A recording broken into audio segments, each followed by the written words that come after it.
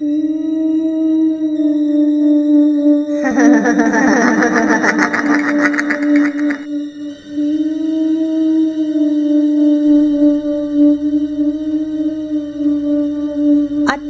40. அரண்மனையின் முன்னாள் ராஜகுரு சிவயோகி பரமானந்தர் தனது பர்ணசாலையில் தன்னுடைய அடர்ந்த வெண்ணிற தாடியை தடவியபடியே யோசனையில் அமர்ந்திருந்தார். பழைய நடிகர் நாகையாவை நினைவுபடுத்தும் தோற்றம். கண்களில் சுருக்கம். வெண்பஞ்சாய் வெளுத்திருந்த தலைமுடி நீண்டு தோள் வரை வழிந்திருந்தது. மார்பு வரை வெண்தாடி நீண்டு கிடந்தது. பழுத்த பழம் போன்ற முகம் தனி தேஜஸில் ஜொலித்தது. நெற்றியில் பட்டையாய் விபூதி, நடுவில் நடுநாயகமாக குங்குமம். எதிரில் அரசர் ராஜவர்மர், அமைச்சர் சுரேந்திரர் இருவரும் கல்மேடையில் உட்கார்ந்திருந்தனர். அருகில் சுமன் நின்றிருந்தான் மாறுவேடத்தில். கனத்த மௌனம் அங்கே நிலவியது.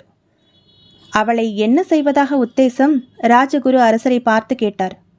அவளது தலையை மொட்டையடித்து கசையடிகள் பல கொடுத்து அதே காட்டினுள் வைத்து எப்படி என் நாட்டு மக்களை பலி கொடுத்தாளோ அதன்படியே அவள் தலை சீவப்பட வேண்டும். ராஜவர்மரின் பேச்சில் உக்கிரம் தெரித்தது. சிரித்தார் ராஜகுரு பரமானந்தர்.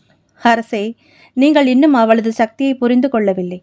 அனுபவத்திலும் வயதிலும் அவள் தங்களை விட மூத்தவள். அவள் ஒன்றும் சிறு பெண்ணாக தங்களிடம் வந்து சேரவில்லை. எவ்வளவு மாயமந்திர கவசங்கள் வைத்திருந்தால் தங்களையே மதியிழக்க வைத்து என்னையும் நாட்டை விட்டு விரட்டி தங்கள் அரசியாரையும் சாவுக்கு கொடுத்து இவ்வளவு துர்செயல்களை செய்திருப்பாள். நீங்களோ அல்லது உங்களது ஆட்களோ அவளை நெருங்க முற்படும் முன்பே அவளை சுற்றி காவல் காக்கும் ஏவல் பிசாசுகளால் கடித்து குதிரப்படுவீர்கள். அறிவீர்களா? இந்த மாதிரி மாந்திரிகர்கள் எப்பொழுதும் தங்கள் பாதுகாப்பாக யட்சினிகளையும் குரளிகளையும் சுற்றி நிறுத்தி வைத்திருப்பார்கள். மோகினிகளை ரத்தம் குடிக்க ஏவி விடுவார்கள். தங்களது பலி மனிதர்களை இவ்வாறு மோகினிகளை கொண்டுதான் அழைத்து ஏமாற்றி வரச் செய்திருப்பாள். ஒருவர் அவளை நெருங்கும்போதே அவர் யார், எப்படிப்பட்டவர், உண்மையில் அவரது நோக்கம் என்ன என்பதெல்லாம் கூட கர்ண யக்ஷினி அவளுக்கு தெரிவித்து விடுவாள். அனைவரும் அவர் சொல்வதை கேட்டு அதிர்ச்சியில் உறைந்து போய் உட்கார்ந்திருந்தனர்.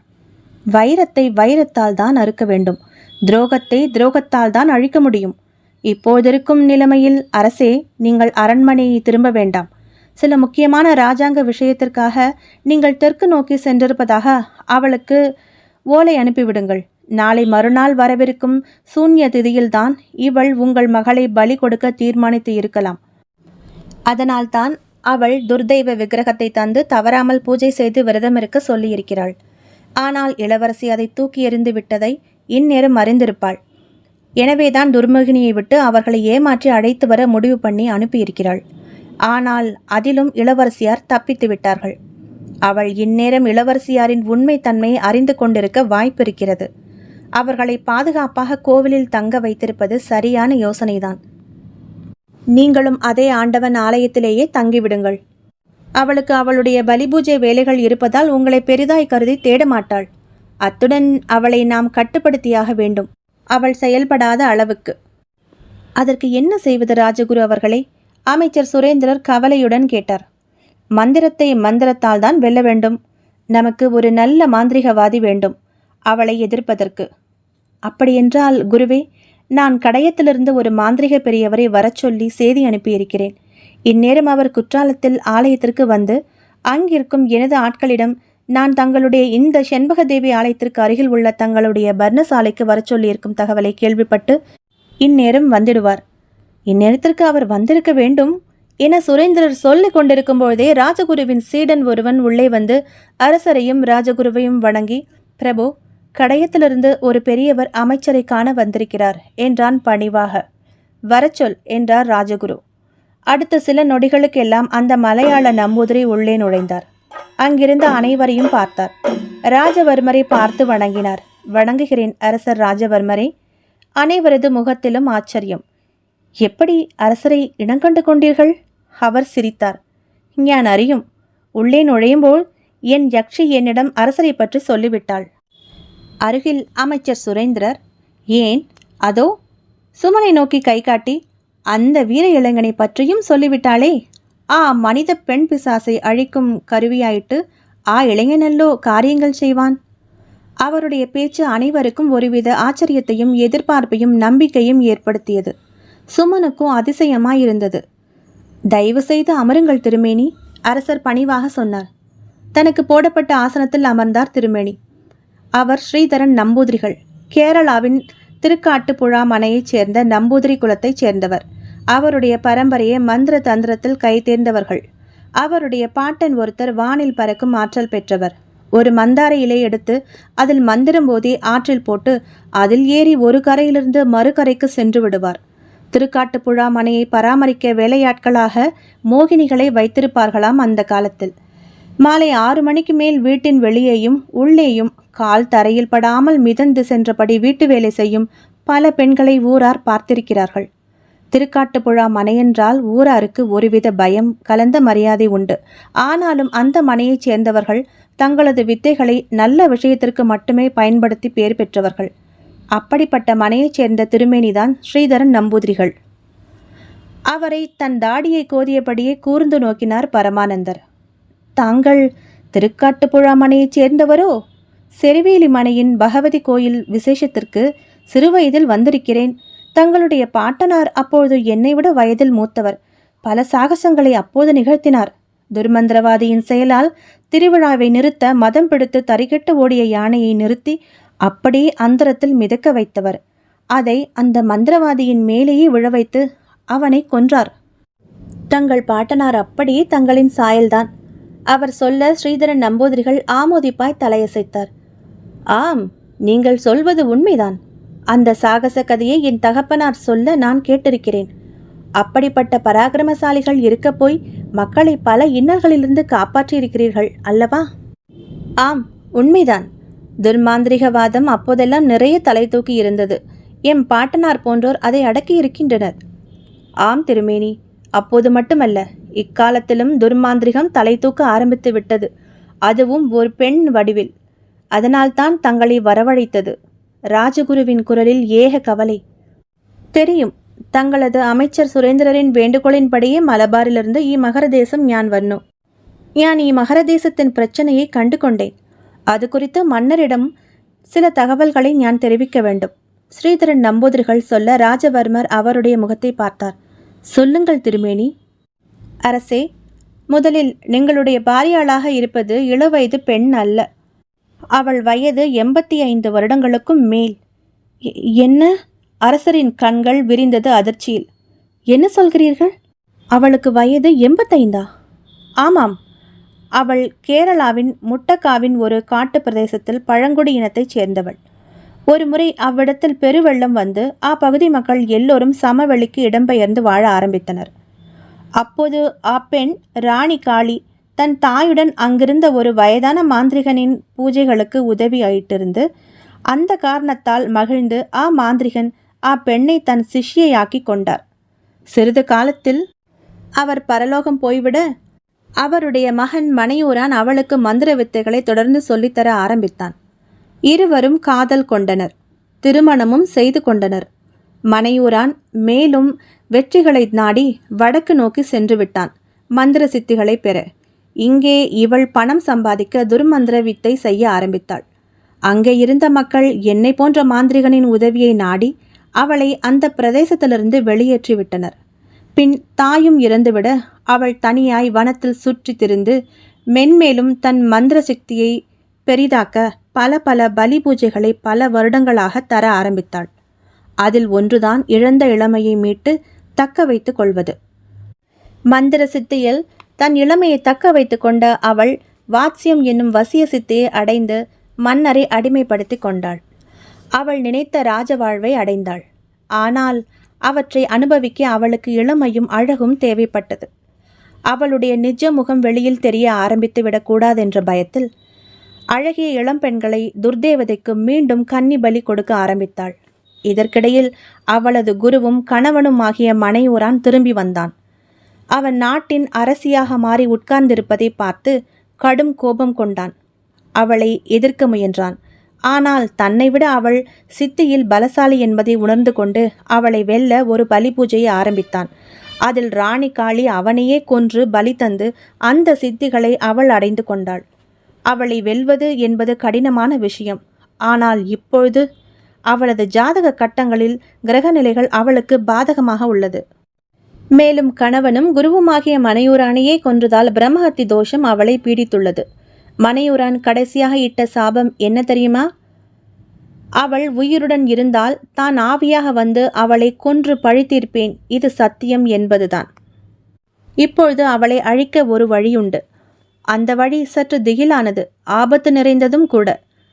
அவள் மந்திர கட்டு போட்டு அடக்கி வைத்திருக்கும் மந்திரவாதி மனையூரானின் ஆவியை அவிழ்த்து விடுவது. அவனை ஏவி அவளை அழிக்கலாம். ஆனால் அது ஆபத்தான செயல். அந்த ஆவி அவளை அழித்துவிடும் என்பது உண்மை. அத்துடன் அதனால் பல பேருக்கு ஆபத்து விளையலாம். கண்ணில் பட்டவர்களை எல்லாம் அது கொன்று குவிக்க வாய்ப்புண்டு. அதே நேரம் அந்த ஆவியை எழுப்பும்போது அவள் கவனம் வேறு திசையில் குவிந்திருக்க வேண்டும். அதற்கு ஓர் வழி உண்டு. மன்னர் அதற்கு ஒத்துழைக்க வேண்டும். சொல்லுங்கள், நான் என்ன செய்ய வேண்டும்? ராஜவர்மர் ஆர்வத்துடன் கேட்க, நீங்கள் இளவரசியாகிய தங்கள் மகளை அந்த ராணிக்காளியின் ஆசைப்படி பலி தர பலிபீடத்திற்கு அனுப்பி வைக்க வேண்டும். என்ன? அனைவரும் அதிர்ந்து போயினர். சுமன் உச்சபட்சமாய் அதிர்ந்தான். அத்தியாயம் 41. என்ன சொல்கிறீர்கள் திருமேனி? இவ்வளவு நாட்கள் கழித்து கிடைத்த என் கண்மணியை அந்த கிராதகையின் கையில் ஒப்படைப்பதா? அரசர் ராஜவர்மரின் குரலில் கோபம். அவசரப்படாதீர்கள் மன்னவா. நான் அந்த மனையூரானின் ஆவியை கட்டவிழ்த்து விடும்போது அவள் அதை அறிய ஒண்ணாமல் அவளது கவனம் வேறு விஷயத்தில் குவிந்திருக்க வேண்டும். அல்லாது அவள் அதை அறிந்து கொண்டாளானால் சுதாரித்து கொண்டு விடுவாள். எனவே அதிமுக்கியமாக அவள் கருதும் சூன்ய திதி பலி பூஜையில் அவளை கவனம் கொள்ள செய்துவிட்டால் எனது ஹோமத்தை நான் இடையூறு இன்றி நடத்தி அவள் கட்டி வைத்திருக்கும் மந்திரவாதி மனையூரானின் ஆவியை கட்டவிழ்த்து விட்டு விடுவேன். அதற்கு இருவரது உதவி வேண்டும். ஒருவர் தங்களுடைய மகள் இளவரசி, அவர் ராணிக்காளியிடம் செல்ல வேண்டும். இன்னொரு நபர் அரண்மனைக்கு சென்று அங்கு தியான மண்டபத்தில் இருக்கும் அந்த மனையூரானின் ஆத்மாவை கட்டவிழ்த்து விட வேண்டும். இவை இரண்டுமே ஆபத்தான வேலைகள்தான். கரணம் தப்பினால் மரணம் என்பது போன்றது. ஆனால் வேறு வழியில்லை. இந்த வேலையை யார் செய்வது என அரசே தாங்கள்தான் தீர்மானிக்க வேண்டும் என்றார் நம்பூதிரிகள். அரசர் வாய் திறந்து ஏதோ சொல்வதற்குள் அந்த பணியை நான் ஏற்றுக்கொள்கிறேன் என குரல் வந்தது சும்மனிடமிருந்து. அரசர், ராஜகுரு பரமானந்தர், அமைச்சர் சுரேந்திரர் மூவரும் அவனை வியப்பாய் பார்த்தனர். ஸ்ரீதரன் நம்பூதிரி அர்த்தத்துடன் புன்னகைத்தார். வீர இளைஞனே, நீ இந்த ஆபத்தான பணிக்கு சரியான நபர்தான். நான் சொல்வது போல் இம்மி பிசகாமல் நடந்து கொண்டாயானால் கட்டிலிருந்து வெளிவரும் மனையூரானின் ஆத்மா உன்னை எதுவும் செய்யாது. நன்றாக கேள் இளைஞனே. நான் ஓதும் இந்த பகவதி மந்திரத்தை நன்கு உருவேற்றிக்கொள். மனதில் இடைவிடாமல் உச்சரித்து கொண்டு இருக்க வேண்டும். அப்போதுதான் அந்த மந்திர கட்டுக்குள் போடப்பட்ட மனையூரானின் தியான மண்டபத்தினுள் நுழையும்போது அவற்றை காவல் காக்கும் ராணி காளி வைத்திருக்கும் பைசாசிக சக்திகளால் உன்னை நெருங்க முடியாது. இந்த ரக்ஷையையும் உன் வலது புஜத்தில் கட்டிக்கொள் என்றபடி கருப்பு நூல் கோர்க்கப்பட்ட ஒரு சிறிய வெள்ளி தாயத்தை கண்மூடி ஏதோ உச்சரித்துவிட்டு அவனுடைய வலது புஜத்தில் கட்டிவிட்டார் திருமேனி. என் அருகில் வந்து மண்டியிட்டு உட்கார். அவனும் உட்கார்ந்தான். அவனது காதில் பகவதி தேவியின் மூல மந்திரத்தை ஓதினார் நம்பூதிரிகள். அவனும் தலை குனிந்து அதை பயபக்தியுடன் கேட்டுக்கொண்டான். அவர் சொல்ல சொல்ல அவனும் உச்சரித்தான். மனதிற்குள் நன்கு உள்வாங்கிக் கொண்டான். எழுந்தான். நல்லது, இந்த மசியை உன் நெற்றியின் இரு புருவ மத்தியில் பூசிக்கொள். உனது வருகையை அரண்மனையில் இருக்கும் ராணியால் அறிந்து கொள்ள முடியாது. அவள் இளவரசியை பலிபீடத்திற்கு அழைத்துச் செல்லும் அடுத்த 2 நாடிகைகளுக்கெல்லாம் நீ நான் சொன்னது போல் தியான மண்டபத்தினுள் நுழைய வேண்டும். இந்தா என ஒரு குருவாளை எடுத்து தந்தார். இது பகவதி பூஜையில் வைக்கப்பட்டது. இதை கொண்டு போடப்பட்டிருக்கும் கட்டுக்களை அறுத்தறி. கண்ணாடி கவசத்தை உடை தெரிந்துவிடு. கண்ணுக்கு தெரியாத மந்திர கட்டுக்களை நான் பார்த்து கொள்கிறேன். நன்றாக கேட்டுக்கொள். மந்திர உச்சாடனத்தை எக்காரணம் கொண்டும் நிறுத்தக்கூடாது. புரிந்ததா? நீ ஏதாவது தவறு செய்யும் பட்சத்தில் உனக்கு மட்டுமல்ல, அங்கே ராணி காளியிடம் சிக்கும் இளவரசியாருக்கும் ஆபத்து. சுமன் தலையசைத்தான். திரும்பி அரசரை, ராஜகுருவை, அமைச்சரை வணங்கினான். ராஜகுரு கைகளை உயர்த்தி ஆசிர்வதித்தார். மகனே, அந்த குற்றாலநாதர் உன் துணையிருப்பார். போய் வா. எனது மகளின் பாதுகாப்பு உனது கரத்தில் உள்ளது வீரனே. சென்று வென்று வா. இது அரசர் ராஜவர்மர். அமைச்சர் சுரேந்திரரோ, ஜெயம் உண்டாகட்டும். இதுவரை மனித சக்திகளுடன் போராடிய நீ இப்பொழுது மாய சக்திகளிடம் போராடப் போகிறாய். இறைவனும் சித்தர் பெருமக்களும் உனக்கு துணை இருப்பர். சென்று வா. சுமன் தனது குதிரையில் கிளம்பிவிட்டான்.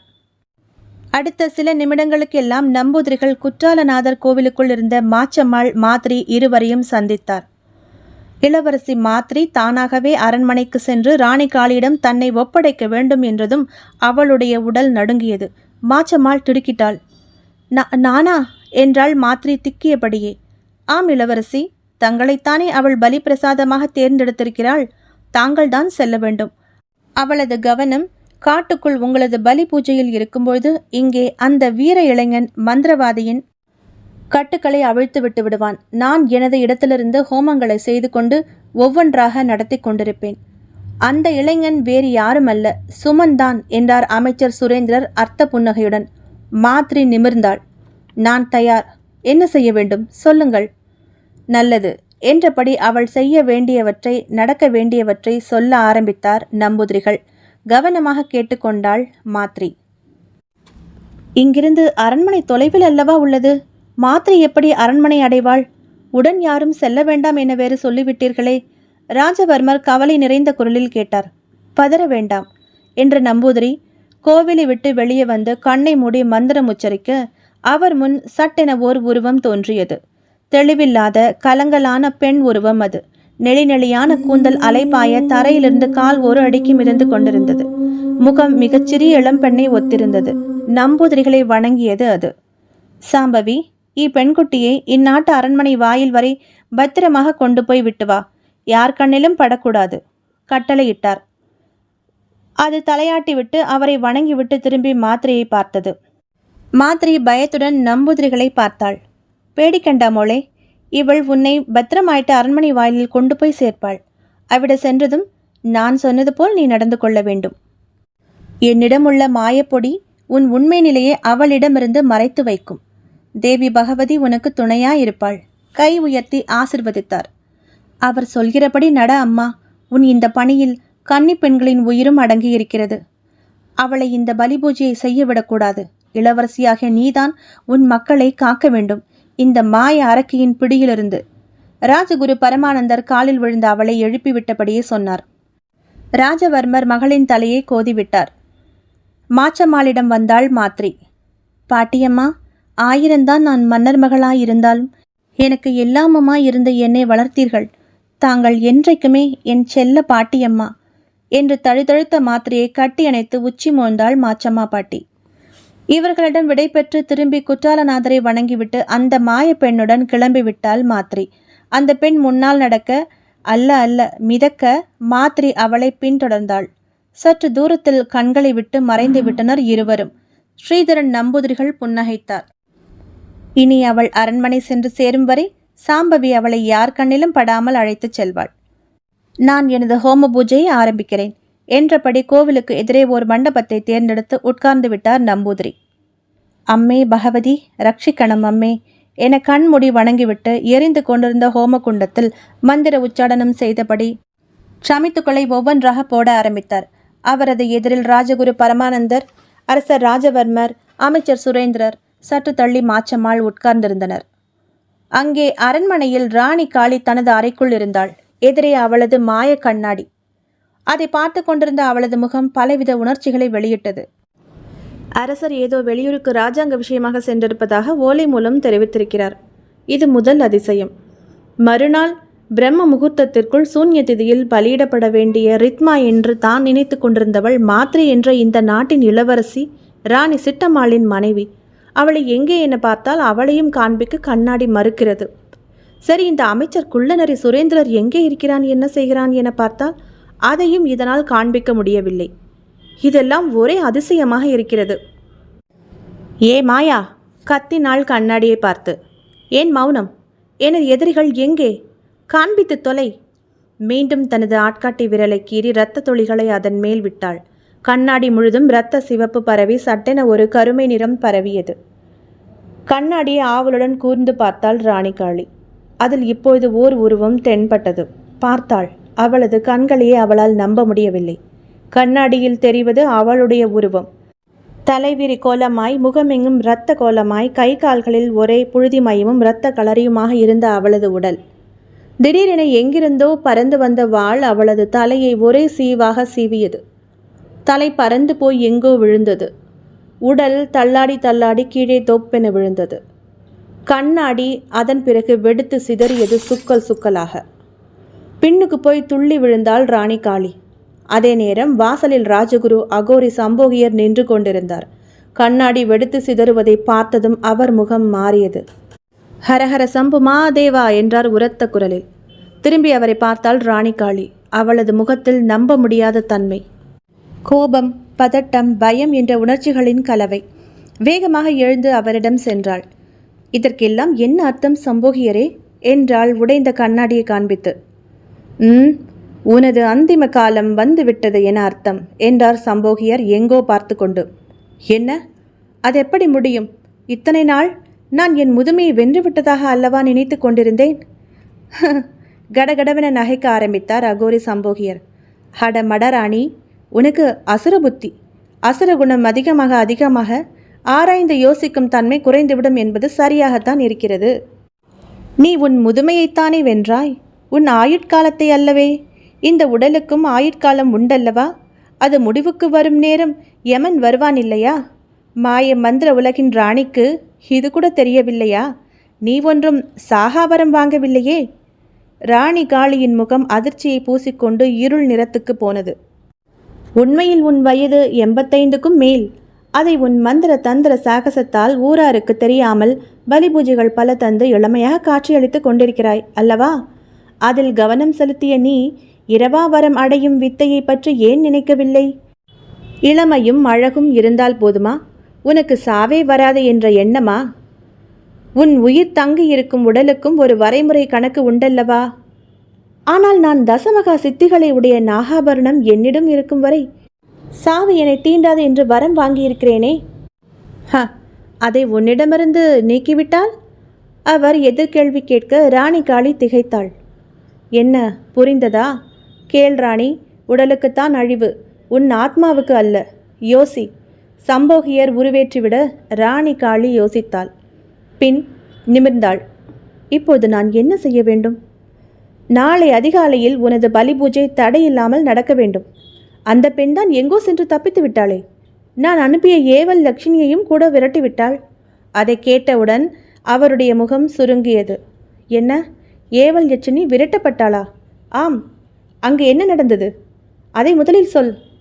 அந்த யட்சினியை கேட்டுக்கொள்ளுங்கள் நீங்களே என்றவாறு கண்மூடி ஏதோ உச்சரிக்க அவர்கள் எதிரே மாச்சம்மாளால் விரட்டப்பட்ட அந்த யட்சினி தோன்றினாள்.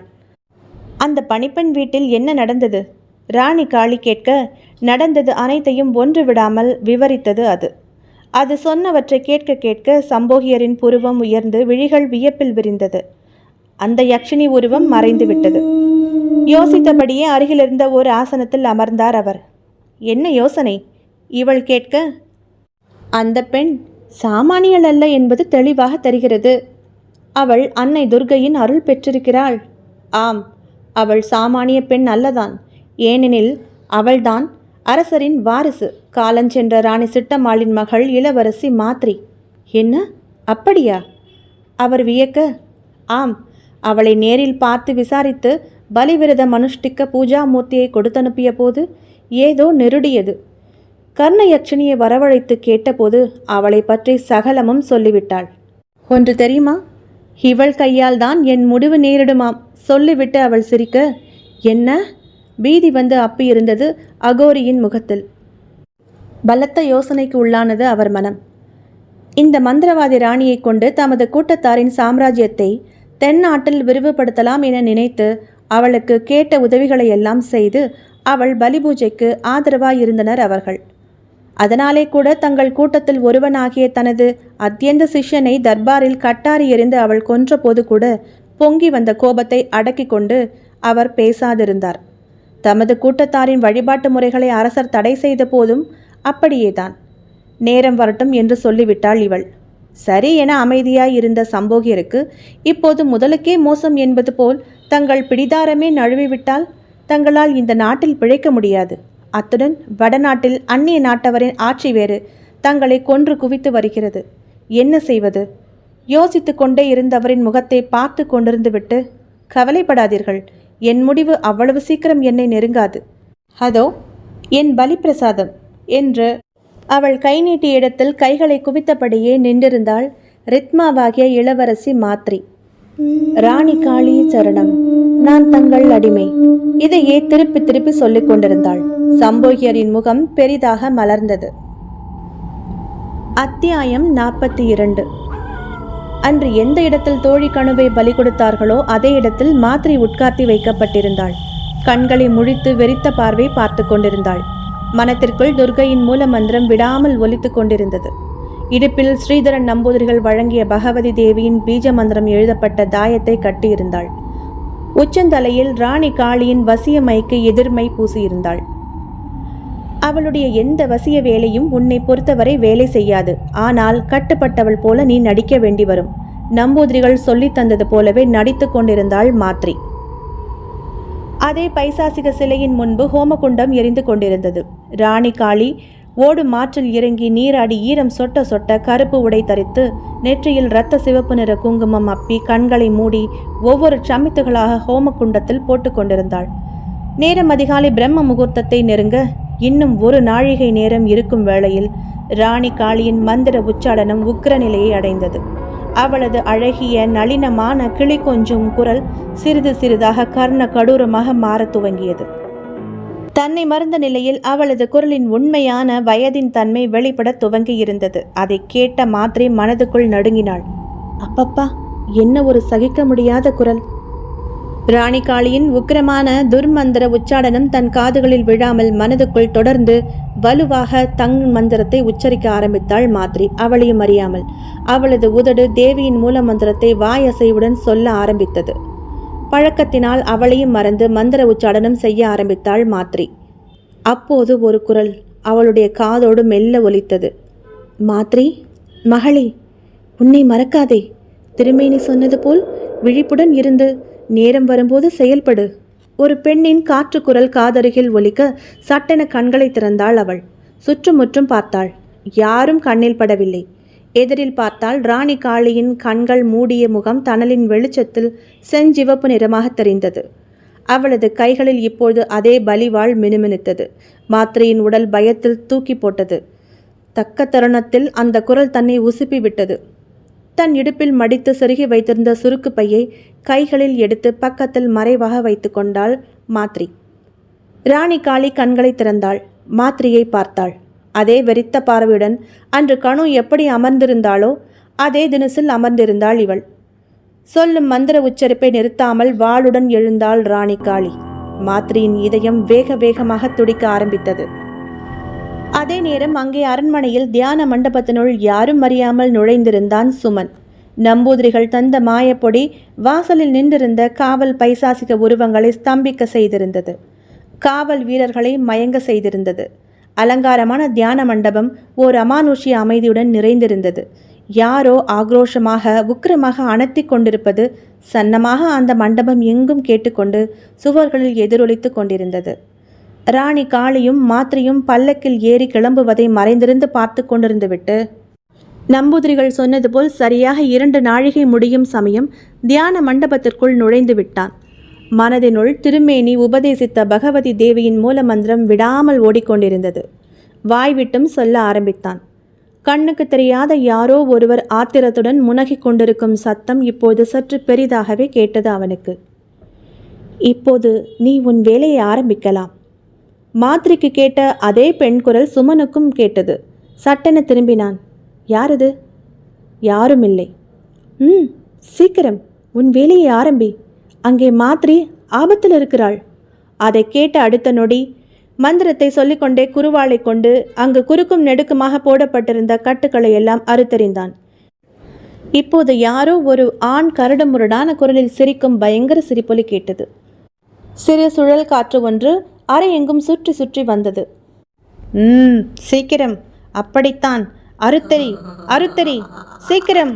அடியே துரோகி, ராணி காளி, இதோ வந்துவிட்டேனடி, உன் கழுத்தை கடித்து இரத்தத்தை குடிக்க என்ற பேச்சிருப்பு அவனுடைய கழுத்தை பிடித்து நெம்பியது. நடுங்கினாலும் தைரியத்துடன் அடுத்த செயலை செய்தான் சுமன். மனையூரானின் உடைமைகள் வைக்கப்பட்டிருந்த கண்ணாடி பெட்டியை ஓங்கி குருவாளால் குத்தி உடைத்தான். சுக்குநூறாக வெடித்து சிதறி உடைந்தது கண்ணாடி பெட்டி. அடுத்த நொடி அதன் உள்ளிருந்து கரும்புகை பல வழிகளில் வெளியேறி அடர்த்தியாகி பெரிதாக உயர்ந்தது. அறைக்குள் பெரும் சூறாவளி வந்தது போல் காற்று சுழன்று சுழன்று அடிக்க ஆரம்பித்தது. யாரோ தூக்கி எறிந்தது போல் சுவற்றில் மோதி கீழே விழுந்தான் சுமன். உயர்ந்த கரும்புகை இப்போது கோரமான மந்திரவாதி மனையூரானின் உருவத்தை அடைந்தது. பற்கள் நீண்டு வளர்ந்திருக்க குழிக்கண்களுடன் ரத்தம் வழியும் கழுத்துடன் நின்றிருந்த மனையூரான் விற்றென்று மிதந்து சுமனை முறைத்த விழிகளுடன் நெருங்கினான். நாக்கை சுழற்றினான். சுமன் தட்டு தடுமாறி எழுந்து நின்றான். அவன் முகத்தருகே மனையூரானின் கோர முகம். பின்னோடு சுவற்றில் போய் ஒண்டினான் சுமன். மனையூராணியே நேருக்கு நேராக பார்த்தபடி பகவதி மந்திரத்தை விடாமல் வாய்விட்டு உச்சரித்தான். அதை கேட்ட நொடி மனையூரானின் ஆத்மா முகத்தை சுளித்தபடி பின் நகர்ந்தது. அவனை கண்களால் அளந்தது. சுமனின் புஜத்திலிருந்து வெளிப்பட்ட ஒளி அவனது குழி விழுந்த கண்களை கூசச் செய்தது. என உரிமிக்கொண்டே தலையை உலுக்கிக் கொண்டு சுமனிடமிருந்து விலகி காற்றுருவமாய் மிதந்து மண்டபத்தை விட்டு வெளியேறியது ஆக்ரோஷமாக. வாசலில் காவல் இருந்த ராணி காளியின் பைசாசிக உருவங்கள் வெறிகொண்டு வரும் மனையூரானின் ஆவியைக் கண்டு தெரித்து ஓடின. மறு வினாடியே பூகம்பம் வந்தது போல் கிடுகிடுவென ஆட ஆரம்பித்தது தியான மண்டபம். தூண்கள் எல்லாம் டமார் டமார் என விழுந்தது. மேற்கூரை இடிந்து விழ ஆரம்பித்தது. வாசலை நோக்கி ஓடி வந்த சுமனின் மேல் மண்டபத்தின் முகப்பு இடிந்து விழ சுமன் அவ்வளவுதான் என நினைத்த மறுநொடி மண்டப கூரை அப்படியே அந்தரத்தில் நின்றது, ஆடாமல் அசையாமல். அதே பெண் குரல், மகனே சீக்கிரம் சென்று விடு, மாத்திரையை அந்த நாசக்காரியிடமிருந்து காப்பாற்று, போ என உத்தரவிட்டது. ஆச்சரியம் கலந்த வியப்புடன் குரல் வந்த திசையை நோக்கி வணங்கிவிட்டு பாய்ந்து மண்டப வாசலை நோக்கி ஓடினான். வெளியேறி குதிரையில் தாவி ஏறி காட்டை நோக்கி பறந்தான். அவன் திரும்பி பார்க்கும்பொழுது தியான மண்டபம் பெரும் சத்தத்துடன் இடிந்து விழுந்து நொறுங்கியது. ஆட்கள் அங்கும் இங்கும் பயத்துடனும் பரபரப்புடனும் ஓடிக்கொண்டிருப்பது தெரிந்தது. அத்தியாயம் 43. இந்த கலேபரங்கள் நடந்து கொண்டிருந்த அதே வினாடி ராணி காளி தன் வாளை ஓங்கியிருந்தாள் மாத்திரையை நோக்கி.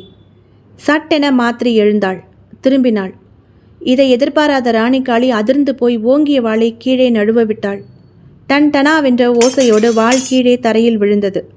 நம்ப முடியாமல் மாத்திரையை பார்த்து அவளை நோக்கி தன் கையை ஆத்திரத்துடன் நீட்டி ஏதோ சொல்ல முயற்சிக்க மாத்திரை வேகமாக செயல்பட்டாள்.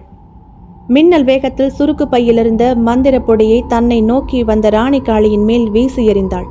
அடுத்த நொடி அப்படியே சிலை போல் நின்ற இடத்திலேயே கைகளை நீட்டியபடி நின்றாள் அவள்.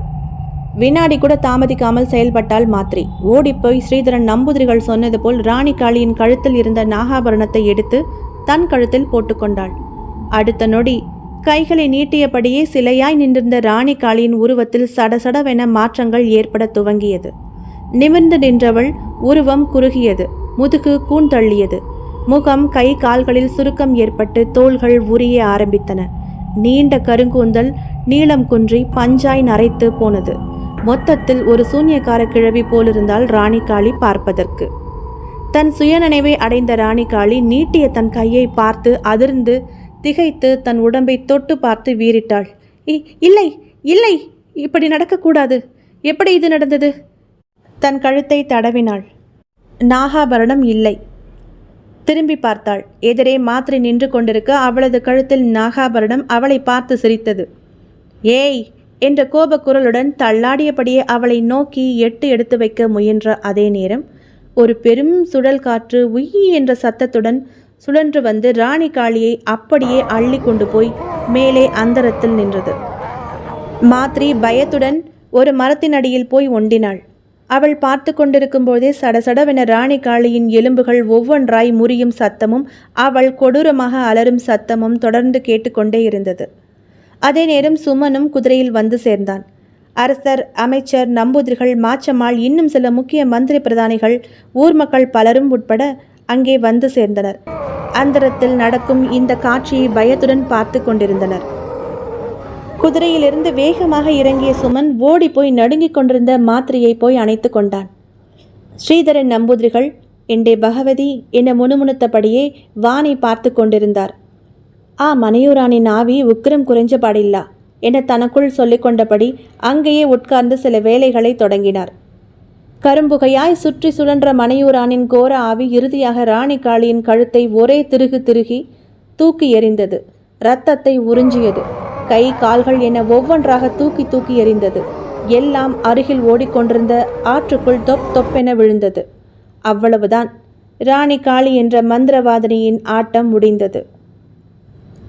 அவளை கொன்றும் உக்கிரம் தணியாத மனையூரானின் ஆன்மா சுற்றியிருந்தவர்களை பார்த்துவிட்டு தன் நீண்ட வாயை ஆவென திறந்து கத்தியபடியே அவர்களிடம் வர முயற்சிக்க சட்டென எதனாலோ இழுபட்டு திரும்பி பார்த்தது. அங்கே தரையில் உட்கார்ந்து ஸ்ரீதரன் நம்பூதிரிகள் மஞ்சள் துண்டை தனது மார்பின் குறுக்காக அணிந்து கொண்டபடி ஏதோ உச்சரித்து கொண்டே ஓர் குடுவையை பிடித்து கொண்டிருந்தார். மனையூரானின் ஆவிக்கு தெரிந்துவிட்டது, இவன் நம்மை அடைத்து வைக்கப் போகிறான் என. தப்பிக்க முயற்சி செய்தது, முடியவில்லை. ஓர் பலமான போராட்டத்திற்கு பிறகு சோர்ந்து போய் அந்த மண்குடுவைக்குள் போய் அடைந்து கொண்டது. அந்த மண்குடுவையை பலிபீடத்தின் முன் எரிந்து கொண்டிருந்த நெருப்பில் அப்படியே போட்டார் நம்பூதிரிகள். மறுநொடி படார் என்ற சத்தத்துடன் வெடித்து சிதறி ஐயோவென்ற மனையூரானின் குரல் பயங்கரமாக ஒலித்தது. சில வினாடிகளில் அவனது அலறல் சத்தமும் அடங்கிவிட்டது. பெருமூச்சு விட்டார் நம்பூதிரிகள். அம்மே பகவதி! கையை வானை நோக்கி குவித்து வணங்கிவிட்டு மன்னரிடம் திரும்பினார். எல்லாம் கழிஞ்சு போய், மந்திரவாதினி கிழவி ஒழிஞ்சு போய், மந்திரவாதி என்ற ஆவியும் ஒழிஞ்சு போய். அரசர் கைகளை குவித்து வணங்கினார். அமைச்சர், பரமானந்தர், மக்கள் உட்பட. இவை எதையுமே அறியாமல் சுமனும் அவன் மார்பில் சாய்ந்திருந்த மாத்திரையும் வேறு உலகில் சஞ்சரித்து கொண்டிருந்தனர். அரசர் ராஜவர்மர் வியப்புடன் அவர்களை பார்த்தார். மந்திரி சுரேந்திரரும் மாச்சமாளும் ஒருவரை ஒருவர் அர்த்தபுஷ்டியுடன் பார்த்து கொண்டனர். பரமானந்தர் புன்னகைத்து கொண்டார். சுரேந்திரர் அரசரை நெருங்கினார். அரசே, இவர்கள் இருவரும் பால்ய காலம் தொட்ட சிநேகிதர்கள். நம் இளவரசியை காக்கவே சுமன் இந்த ஆபத்தான பணியை மேற்கொண்டான். இளவரசியும் அவ்வாறே. சுமன் இதில் இறங்கி இருப்பது தெரிந்ததும் தன் வாழ்வையும் துச்சமென நினைத்து இந்த விஷ பரீட்சைக்கு ஒத்துக்கொண்டார். இவர்கள் இருவரும் வாழ்வில் இணைவதுதான் முறை. இளவரசியாருக்கு சுமனை போல் ஒரு வீரன் இனி கிடைப்பான் என தோன்றவில்லை. அப்படியே கிடைத்தாலும் இளவரசியார் அதை ஏற்றுக்கொள்வார் எனவும் தோன்றவில்லை. நம்பூதிரிகளின் குரல் இடையிட்டது. ஆம் அரசே, இவர்கள் ஜென்மத்தில் மட்டுமல்ல, மறுபிறவியிலும் கணவன் மனைவியாகவே வாழும் பாக்கியம் பெற்றவர்கள். பகவதி எனக்கு உணர்த்துகிறாள். அவர் சொல்ல மாத்திரையும் சுமனும் வெட்கத்துடன் விலகி நின்றனர். அரசர் புன்முறுவல் பூத்தார். என் வாழ்வே என் மகளுக்காகத்தான். இனி அவளது விருப்பமே என் விருப்பமும். ஸ்ரீதரன் நம்பூதிரிகள் அடுத்து சொன்ன வார்த்தை அனைவரையும் வியப்பில் ஆழ்த்தியது. இளவரசியாரின் தாயின் ஆத்மாதான் அவர்களுக்கு இதுகாரும் காவலாக இருந்தது. அதுதான் சுமனை தியான மண்டபத்திலும் இளவரசியை பலிபீடத்திலும் சரியான நேரத்தில் வழி நடத்தியது. அதை கேட்டு சுமனும் மாத்திரையும் ஒருவரையொருவர் பார்த்து கொண்டனர். அப்படியென்றால் நான் தியான மண்டபத்தில் கேட்ட குரல் இடியும் மண்டபத்திலிருந்து என்னை காப்பாற்றியது? சந்தேகமே இல்லை, அரசி சிட்டம்மாவின் ஆத்மா. அது மட்டுமல்ல, தேவி உபாசனையில் தன்னை மறந்திருந்த இளவரசியை சரியான நேரத்தில் எழுப்பிவிட்டதும் சிட்டம்மாவின் ஆன்மாதான். இதை கேட்டதும் சிட்டம்மா, என் உயிரே, வாய் விட்டு அரற்ற ஆரம்பித்து விட்டார் அரசர். நான் உயிருடன் இருந்தும் என் மகளை பற்றி அறியாதிருந்து விட்டேன். ஆனால் நீயோ இருந்தும் அவளை தாயா இருந்து காத்து வந்திருக்கிறாய். நீ எங்கே, நான் எங்கே? என்னை மன்னித்து விடம்மா. அவர் புலம்பியதும் எதிரே இருந்த மரத்திலிருந்த கிளைகளின் பன்னீர் பூக்கள் தாமாகவே அவர் மேலும் மாத்திரை மற்றும் சுமன் மேலும் உதிர்ந்தன. நம்பூதிரிகள் புன்னகைத்தார். அரசே, ராணியார் தங்களை மன்னித்து விட்டார். அவர் இனி நிம்மதியுடன் மேலுலகம் சென்று விடுவார் என சொல்லிவிட்டு திரும்பினார். சிட்டம்மாவின் ஆத்மா கைகளை குவித்தபடியே புன்னகையுடன் வானில் சென்று மறைந்தது. தேவி, பகவதி, அவர் உதடு மகிழ்ச்சியில் முணுமுணுத்தது. எல்லோரும் ஒரு அரக்கியிடமிருந்து நாடும் நாட்டு மக்களும் தப்பித்த நிம்மதியிலும் மகிழ்ச்சியிலும் நாட்டுக்கு திரும்பினர். ராணி காளி பலி கொடுக்க உபயோகித்த சிலை மண்ணுக்குள் புதைத்து வைக்கப்பட்டது பல அடி ஆழத்தில் நம்பூதிரிகளின் யோசனையின்படி. அந்த இடமே சுத்தம் செய்யப்பட்டு அங்கு காளியின் சிலை நிறுவப்பட்டது. மக்கள் வந்து வழிபட அந்த இடமே அடையாளம் மாறிப்போனது. அரண்மனை ராஜகுருவாக பரமானந்தரே மீண்டும் அமர்த்தப்பட்டார். அகோரி சம்போகியர் போன இடம் தெரியவில்லை. கோலாகலமாக சுமன் மாத்திரை திருமணம் விமரிசையாக நடந்தேறியது. அரண்மனை புது பொலிவு பெற்றது. அரசர் ஓய்வு பெற்றுக்கொண்டு சுமனை அரசனாகவும் மாத்திரையை நாட்டு அரசியாகவும் அறிவிக்க எண்ணியிருந்த தருணத்தில்தான் அந்த கொடூர சம்பவம் நடக்க ஆரம்பித்தது. அரசாங்க கொண்டாட்டத்திற்கு 2 நாட்கள் இருக்கும் நிலையில்தான் பட்டத்து யானை காரணமே இல்லாமல் பயங்கரமாக பிளிரிக்கொண்டே நள்ளிரவில் செத்து விழுந்தது. காவலர்கள் பதட்டத்துடன் வந்து சொன்னதும் அனைவரும் வந்து பார்த்து திகைத்து போயினர். யானையின் நெற்றியில் இரத்தத்தில் ஒரு கை அச்சு அழுத்தமாக உள்வாங்கி பதிந்திருந்தது. அது சாதாரண மனித கையின் அளவு போல் இல்லை, மிக பெரிதாயிருந்தது. கை அச்சிலிருந்து இரத்தம் வழிந்து யானையின் தும்பிக்கை வழியாக இறங்கி அந்த இடமே குளம் கட்டி தேங்கியிருந்தது. இதை பார்த்து கொண்டிருக்கும்போதே குதிரை லாயத்திலிருந்து பயங்கர சத்தம் கேட்டது. குதிரை லாயத்தில் நிறுத்தி வைக்கப்பட்டிருந்த பட்டத்து குதிரையும் பயங்கரமான கனைப்பை வெளியிட்டு இறந்து விழுந்தது. அங்கு சென்று பார்த்தபோது குதிரையின் வயிற்று பகுதியிலும் அதே பெரிய இரத்த கை அச்சு ஒன்று ஆழமாக பதிவாகி இருந்தது. கொட்டிலில் அடைக்கப்பட்டிருந்த பசுக்கள் எல்லாம் ஓலமிட்டு கொண்டே ஒவ்வொன்றாக செத்து மடிந்தன. எல்லாவற்றின் மீதும் அதே கை அடையாளம் இரத்தத்தில் பதிவாகி இருந்தது. நந்தவனத்தில் பூஜைக்காக என வளர்க்கப்பட்ட துளசி செடிகள் எல்லாம் ஒரே நேரத்தில் கருகி போயின. விஷயம் அறிந்து வந்து பார்த்த பரமானந்தரின் கண்களில் பீதி. தாடியை நீவிக்கொண்டே யோசனையுடன் அனைத்தையும் பார்த்து கொண்டிருந்த பரமானந்தரின் காதுகளில் திடீரென்று அந்த பயங்கர சிரிப்பொலி கேட்டது. தூக்கி வாரி போட்டது. திரும்பி பார்த்தார். யாரும் அவ்வாறு சிரிக்கவில்லை. இப்போது அரண்மனை முழுதும் அந்த சிரிப்பொலி மிக பயங்கரமாக எதிரொலித்தது. எல்லோர் முகமும் பீதியில் உறைந்து போனது. கொஞ்சம் குயில் குரலில், அரசே, என் உயிரே, என்னை விட்டு நீங்கள் மட்டும் தனியாக எப்படி இருப்பீர்கள்? என்னுடன் வந்துவிடுங்கள் என கூறி சிரிக்க ஆரம்பித்து கொஞ்சம் கொஞ்சமாக ஓநாயின் அழுக்குரலாக மாறி கேட்க ஆரம்பித்தது. சில நிமிடங்களில் அந்த சத்தம் பின் சட்டென அடங்கிவிட்டது. அரசர் ராஜவர்மரின் உடல் நடுங்கியது. இது அவளது சிரிப்பொலி. மாத்ரி பயத்துடன் கணவன் சுமனை கட்டிக்கொண்டாள். ஆதுரமாக அவளை அணைத்து ஆறுதல் படுத்தினான் சுமன். அவன் கண்களிலும் மிரட்சி தெரிந்தது. என்ன செய்வதென்று அறியாமல் நின்று கொண்டிருந்த ராஜவர்மரின் அருகில் வந்து நின்றார் ராஜகுரு பரமானந்தர். மன்னா, அரசர் அவரை ஏறிட்டார். குருவே, இதெல்லாம் கேட்டீர்களா? அந்த சிரிப்பொலியை? அது சந்தேகமே இல்லை, அது அவளேதான். அவள் மீண்டும் வந்துவிட்டாள், பிரேதாத்மாவாக. கண்களை மூடி தலையை ஒரு புறம் அசைத்தபடி பீதியுடன் அவர் சொன்னதை கேட்டதும் ராஜவர்மர் உட்பட அனைவரும் அதிர்ந்து போயினர். அத்தியாயம் 44. ஸ்ரீதரன் நம்பூதிரிகளை அழைத்து வரலாம் என அரசவையில் ஒருமனதாக தீர்மானம் நிறைவேற்றப்பட்டது. மலையாள தேசத்திலிருந்து அவரது சொந்த ஊருக்கு ஆட்கள் பறந்தனர் அவரை அழைத்து வர. ஆனால் அங்கு அவர் இல்லை. தீர்த்த யாத்திரையாக வடதேசம் கிளம்பியிருந்ததாக சிஷ்யர்கள் சொல்லிவிட்டனர். அரசர் ராஜவர்மருக்கு என்ன செய்வதென்று தெரியவில்லை. தினம் ஒரு சாவு விழுந்தது அரண்மனையில். பணிப்பெண்கள் திடீரென அரண்மனை சுவற்றில் தூக்கி அடிக்கப்பட்டு சிதறி போயினர். காவல் வீரர்கள் நள்ளிரவில் திடீரென மேன்மாடங்களுக்கு சென்று உடல் சிதற தற்கொலை செய்து கொண்டனர். இரவில் அரண்மனைக்குள்ளும் வெளியேயும் யாரோ நடமாடுவதும் ஊளைக்குரலில் அழுவதும் பிசாசுத்தனமான குரலில் பின் சிரிப்பதுமாக எல்லோரும் நடுங்க ஆரம்பித்தனர். அரண்மனைக்கு வரவே பயந்தனர் அனைவரும். ராஜவர்மர் தூக்கத்தையும் நிம்மதியையும் இழந்தார். அவரது உடல் நலம் நலிய தொடங்கியது. படுத்த படுக்கையானார் மன்னர். இதற்கிடையில் மாத்ரி கருவுற்றிருந்தாள். ஆனால் என்ன காரணத்தினாலோ மாத்ரிக்கும் சுமனுக்கும் எந்த தொந்தரவும் இல்லை. ராஜகுரு பரமானந்தரின் ஆலோசனையின்படி வேறு ஒரு இடத்தில் அரண்மனை கட்டும் பணி தொடங்கியது. திருக்குற்றாலநாதரின் எல்லைக்குள் வருமாறு அமைந்திருந்தது அந்த புதிய அரண்மனை. பழைய அரண்மனையில் இருக்கும் எந்த பொருளையும், முக்கியமாக ராணி காளியின் அறைக்குள் இருக்கும் எந்த பொருட்களையும் வெளியே கொண்டு வராமல் அந்த அறைக்கு மந்திர கட்டு போடப்பட்டது.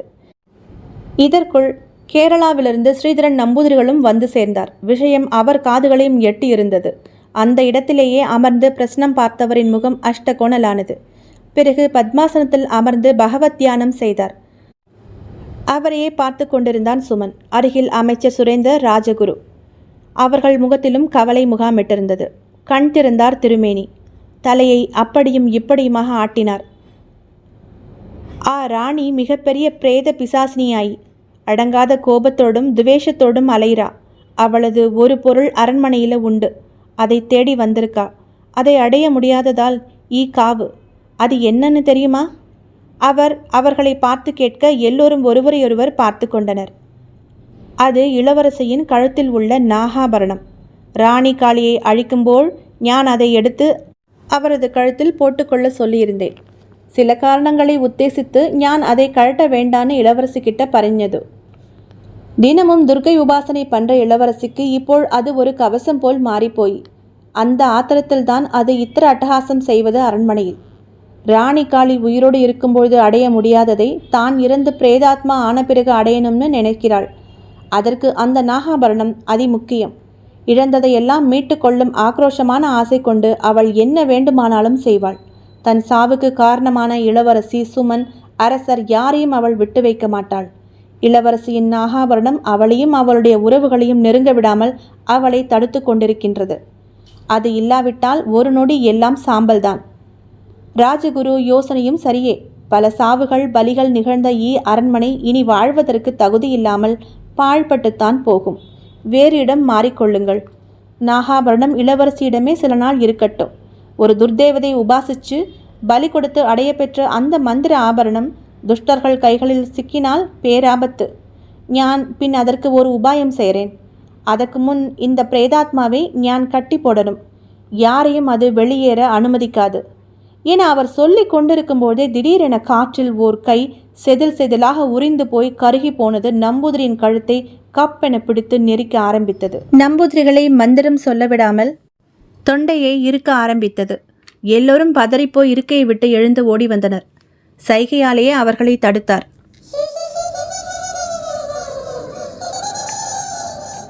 என்ற பிசாசு குரல் அந்த அறையெங்கும் பட்டு எதிரொலித்தது. அறையெங்கும் அந்த கையுடனேயே உருண்டார் நம்பூதிரிகள். அவரது விழி பிதுங்கியது. எல்லோரும் திக்பிரமை அடித்து செய்வதறியாது நின்று பார்த்து கொண்டிருக்கும் பொழுதே அது நடந்தது. அறைக்குள் திடீரென தடதடவென ஓடி வந்த மாத்திரை தன் கையில் வைத்திருந்த ஓர் தங்க பூன் போட்ட பிரம்பை நம்பூதிரிகளின் கழுத்தை கவ்வி பிடித்து நெரித்து கொண்டிருந்த அந்த கொடூர கரத்தின் மீது ஓங்கி ஒரு போடு போட்டாள். ஊ ஊ என்ற விகார அலறலுடன் அவரது கழுத்தை விட்டு மாத்திரையின் பக்கம் திரும்பியது. அந்த கை விற்றென அவள் அருகே பாய்ந்து வந்தது. அதை பார்த்து மாத்திரை என்ற சுமன் கத்திக்கொண்டே அவள் பக்கம் பாய்ந்து வர முயல, வேண்டாம் நீ நின்னுக்கோ என்று கத்திய ஸ்ரீதரன் நம்பூதிரிகளின் குரல் அவனை தடுத்து நிறுத்தியது. மாத்திரையின் கிட்டே வந்து அவளது கழுத்தை பிடிக்க முயன்ற அந்த கரம் ஒரு அதிசயம் போல வீல் வீல் என்ற சத்தத்துடன் மாயமாய் மறைந்து போனது காற்றில். எல்லோரும் ஆச்சரியத்துடன் மாத்திரையை பார்த்தனர்.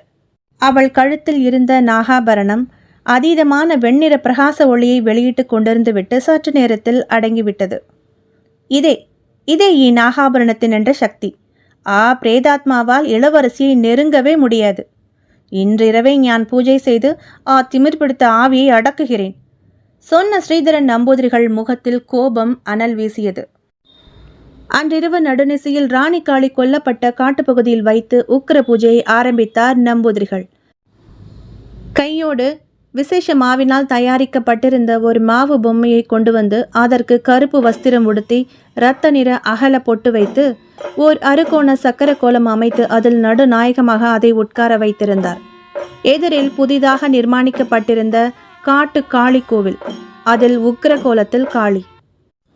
இடையராது தொடர்ந்து ஹோமங்கள் பூஜைகள் செய்து இறுதியில் ராணி காளியின் ஆக்ரோஷ பிரேதாத்மாவை அந்த பொம்மைக்குள் அடைத்தார் நம்பூதிரிகள். இதை எட்டி மரத்தில் அறைவது அத்தனை நல்லதல்ல. எனவே அதை தானே கொண்டு போய் மேற்கு தொடர்ச்சி மலையின் ஓர் பகுதியில் தூரமாக மண்ணில் புதைத்து விடுவதாக கையோடு எடுத்து சென்று விட்டார். செல்வதற்கு முன் மாத்திரையை அழைத்து, அம்மா, அந்த பழைய அரண்மனை காலம் கடந்து நின்றாலும் அது மயான பூமியாகத்தான் மாறும். அந்த பக்கம் யாரையும் செல்ல விடாமல் தடுத்து விடுங்கள். புது இடத்தில் எல்லைக்கு ஓர் காவல் தெய்வங்களை முறைப்படி பிரதிஷ்டை செய்து வழிபடுங்கள். நல்லதே நடக்கும். அதேபோல் ராணி காளியின் பிரேதாத்மாவை அடக்க பேருதவி இந்த காளி மாதா எனக்கு செய்தாள். அதனாலேயே அதை அடக்க முடிந்தது. அதற்கு காணிக்கையாக உனது விலை மதிக்க முடியாத இந்த நாகாபரணத்தை அந்த உக்கிர காளிக்கு கொடுத்து விடம்மா. அவள் உன் குலத்தை காத்திடுவாள். இந்த ஜென்மத்தில் மட்டுமல்ல, வரும் ஜென்மங்களிலும். இனி அது அவளுடைய பொக்கிஷம். அவர் சொன்னதும் மறு பேச்சு பேசாமல் அந்த நாகாபரணத்தை கழற்றி கொடுத்து விட்டாள் மாத்திரை அவரிடம். பயபக்தியுடன் அதை வாங்கி அசுரனின் தலைமேல் தன் ஒரு காலை வைத்து நின்றபடி தன் சூலத்தை தலைகீழாக தரையில் வைத்திருந்த காளியின் கழுத்தில் போட்டுவிட்டார் ஸ்ரீதரன் நம்பூதிரிகள். கண்களை திறவுங்கள், கண்களை திறவுங்கள். மாத்திரையின் குரல் கண்மூடி அத்தனை முற்பிறப்பு நிகழ்வுகளை எல்லாம் தத்ரூபமாக பார்த்து கொண்டிருந்த சுதிப்பை மெல்ல மெல்ல நிகழ்காலத்திற்கு கொண்டு வந்தது. டக்கென கண்விழித்தான் அவன். எங்கும் இருள்மயம். கண்களை கசக்கியபடி பார்த்தான். இருட்டு சிறிது சிறிதாக கண்களுக்கு பழகியது. கட்டிலில் மித்ராவும் இல்லை, மாத்ரியின் ஆன்மாவும் இல்லை. மாத்ரி, மித்ரா கூப்பிட்டான். சுவர்களில் பெயர்கள் பட்டு அறையெங்கும் எதிரொலித்தது. எங்கேயோ கோட்டான்கள் கூவும் சத்தம், நாய் ஊளையிடும் சத்தம். கனவா நனவா என்று நினைக்க முடியாதபடி அவனுக்கு குழம்பியது. தலையை உலுக்கி கொண்டான். உண்மை, குற்றால சாரல் தன்மேல் அடித்தது உண்மை. பூக்களின் நறுமணம் தான் நுகர்ந்தது உண்மை. ரித்மா என்ற இளவரசி மாத்ரியை தான் காதலித்தது, மணந்தது, நாட்டு அரசனானது, எல்லாம் எல்லாம் உண்மை. அந்த ஆவி அடக்கப்பட்டதை கண்ணால் பார்த்தாயிற்று. அதன் பின் என்ன என்ன ஆனது? அவ்வளவுதான். அதற்கு மேல் காட்சி முடிந்துவிட்டது. மேற்கு தொடர்ச்சி மலையாகிய நீலகிரியின் பொட்டுமலை கிராமமே மேற்கு தொடர்ச்சி மலைகளின் கூட்டில்தான் அமைந்துள்ளது. அங்கே ஓரிடத்தில் புதைக்கப்பட்ட இந்த ஆவி பொம்மை பின் நிலமாற்றம், மண் சரிவு என பல புவியியல் காரணங்களால் வெளிப்பட்டு சம்புவின் மகன் கையில் கிடைத்திருக்க வேண்டும். அந்த ஆவியும் உயிர்ப்புடன் இருந்து மித்ராவை இனங்கண்டு கொண்டு அவளை ஆக்கிரமித்து கடைசியில் கடத்தி அதே அரண்மனைக்கு கொண்டு வந்து விட்டது. மாத்ரியின் மறு ஜென்மமாகிய மித்ராவையும் காணவில்லை, மாத்ரியின் ஆன்மாவையும் காணவில்லை. குழம்பியவாறே மூடியிருந்த அரைக்கதவை திறந்து வெளியே வந்த சுதீப் பக்கென அதிர்ந்தான். வெளியே 3/4% இருட்டில் யாரோ நின்றிருந்தார்கள். சுதீப் அப்படியே பின்னடைந்தான். யாரது? மெல்லிய குரலில் கேட்டான். பதிலில்லை. எங்கும் நிசப்தம். எங்கிருந்தோ சுவர்கோழிகளின் ரீங்காரம் மட்டும் கேட்டுக்கொண்டிருந்தது. சன்னமான ஊளைக்காற்று அரண்மனைக்குள் அடித்து கொண்டிருந்தது. இப்பொழுது அந்த உருவம் முன்னால் வந்தது. தூக்கி வாரி போட்டது அவனுக்கு. அது மித்ரா. நீண்ட தலைமுடி தரையை தொட்டு கொண்டிருக்க, உடல் முழுசும் முதல் நாள் பார்த்த அதே கருப்பு உடை மாந்திரீக கோலத்தில் இருந்தாள். கையில் குழந்தையை பலி கொடுத்து அதே நீண்டவாள் இரத்தக்கரையுடன். சிரித்தாள். விகாரமாக தெரிந்தது. இரத்தக்கரை படிந்து தெரிந்தது பற்கள். கண்களின் மணிகள் அங்கும் இங்கும் நிற்காமல் உருண்டு கொண்டே இருந்தது. ஒரு கண் பளிர் வெள்ளை நிறத்திலும் மறு கண் கருப்பு கோலி போல் இருட்டு நிறத்திலும் இருந்தது. சுதீப்பை பார்த்து அடிக்குரலில் சிரித்தவாறே மெல்ல மெல்ல நடந்தாள் மித்ரா. மித்ரா என்றான் சுதீப் உயர்த்தவாறே அதிர்ச்சியுடன். அவள் தலையை மெல்ல இடவலமாக அப்படியும் இப்படியும் ஆட்டினாள். இல்லை. குரல் அமானுஷ்யமாக இருந்தது. கடகடவென மயிர் கூச்செறியும் குரலில் சிரிக்க ஆரம்பித்தாள். சுதீப் சகலமும் அதிர்ந்தான். தன் கழுத்தில் இருந்த ருத்ராட்ச மாலையை கையில் பிடித்து கொண்டான். உடனே சட்டென நின்றாள் மித்ரா. வெறுப்போடு அதை பார்த்தாள். பின் மேலே பார்த்தாள். அந்த கால மண்டபத்தின் நடுப்பகுதியில் பொருத்தி வைக்கப்பட்டிருந்த ஈட்டி போன்ற ஒரு முகப்பு சரேல் என சுதீப்பை நோக்கி பாய்ந்தது. கடைசி வினாடியில் சுதாரித்து கொண்டு அப்படியே தரையில் உருண்டான். தரையில் குத்திட்டு நின்ற அது பின் மீண்டும் தானாக எழுந்து அவனை குறிபார்த்து வந்தது. வேறு பக்கம் தாவினான். எழுந்து நின்றான். திரும்பியும் அவனை நோக்கி பாய்ந்து வந்தது. சடார் என தாவி சுவற்றில் மோதி நின்றான் சுதீப். நிமிர்ந்த அவன் கண்களில் சுவரில் மாட்டப்பட்டிருந்த வாளுடன் கூடிய இரும்பு கவசம் கண்ணில் பட்டது. அவன் கண்களில் ஓர் மாற்றம். டக்கென வாளை உருவி கவசத்தை கையில் பிடித்து உடலை குனிந்த வாக்கில் கவசத்தை முன்னால் காண்பித்தான், ஒரு தேர்ந்த போர் வீரனைப் போல. அந்த ஈட்டி போன்ற கூர்பாகம் நங்கென அந்த கவசத்தில் மோதி விடாமல் குத்திட்டு நின்றது. இரும்பு கவசத்தை வைத்து அதை உதறினான். அது வேறு பக்கம் போய் விழுந்து மீண்டும் அவனை நோக்கி வர, அதேபோல் மீண்டும் தடுத்து போராடி கொண்டே இருந்த அதே வேளையில்தான் அரண்மனை கதவு படீர் என திறந்தது. மித்ரா பயங்கர சிரிப்புடன் அவனது போராட்டத்தை பார்த்து கொண்டே இருந்தவள் சட்டென தலையை திருப்பி வாசலை பார்த்தாள் குரூரமாக. சுதீப்பும் திரும்பி பார்த்தான். அதிசயத்திலும் அதிசயமாக சித்தப்பா சித்தண்ணன் உள்ளே நுழைந்து கொண்டிருந்தார். அவரது கையில் அந்த சக்தி வாய்ந்த நாகாபரணம். அத்தியாயம் 45.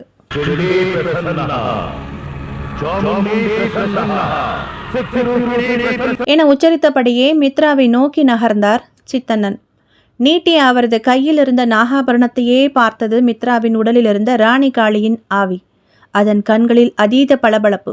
நாகாபரணத்தையே கண்கொட்டாமல் வெறித்தது. இந்தா பிடி, இதற்காகத்தானே இத்தனை ஆட்டம் ஆடினாய்? வா இந்தா என்றபடியே அவளை நோக்கி வீசினார் அந்த மாலையை. அது மிகச்சரியாக மித்ராவின் கழுத்தில் போய் விழுந்தது. ஆசையுடன் அந்த மாலையை தொட்டு பார்த்தது ராணி காளியின் ஆவி. அடுத்த கணம் வீல் வீல் என்று அந்த அரண்மனையே அதிரும் வண்ணம் அலற துவங்கியது. தரையில் விழுந்து உருண்டு பிறண்டாள் மித்ரா. காரணம், நாகாபரணம் மித்ராவின் கழுத்தில் விழுந்ததும் தகிக்கும் செந்தணலாய் மாறி அவள் உடலை தகிக்க ஆரம்பித்தது. ஒரு புன்னகையுடன் சித்தண்ணன் மித்ரா துடிப்பதை பார்த்து கொண்டே நின்றார். ஆச்சரியமும் திகைப்புமாக அதை பார்த்தவாறே அவரது அருகில் வந்து நின்றான் சுதீப். ஐயா, என்ன இதெல்லாம்? உங்களுக்கு இந்த நாகாபரணம் எப்படி கிடைச்சிது? அப்படின்னா உங்களுக்கு இந்த கதையெல்லாம் முன்னமே தெரியுமா?